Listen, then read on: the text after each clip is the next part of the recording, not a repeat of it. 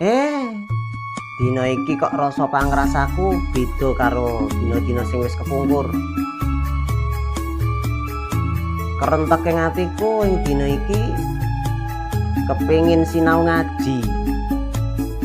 Nah bareng aku buka kitab suci aku nemu sing surasane mengkene. Ya ayyuhalladzina amanu qu anfusakum wa ahlikum naro wa quduhan nasu wal hijarah.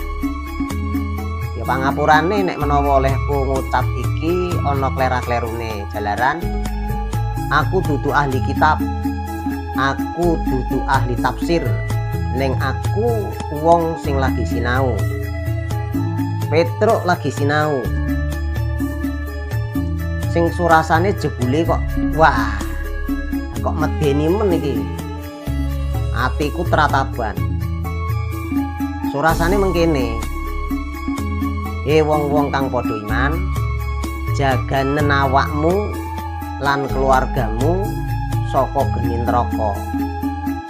Sing urupe saka menungsa lan watu. Nek kendaraan kae urupe mergo saka bensin. Ana sing saka listrik. Ning jebul nek neraka kuwi urupe saka menungsa lan watu sing diobong. Mula bisa galat-galat genine. Iki sing tak sinau waktu iki. Muga-muga apa sing tak sinau niki iso ngrubah ya. Ngono, kepingin aku ngono atine Petruk iki. Sakwise sinau kitab suci, muga-muga dadi lan samsaya apik. Samsaya ngerti tatanane ngurip. No. Jaluk pandungane wae kanca batin ya.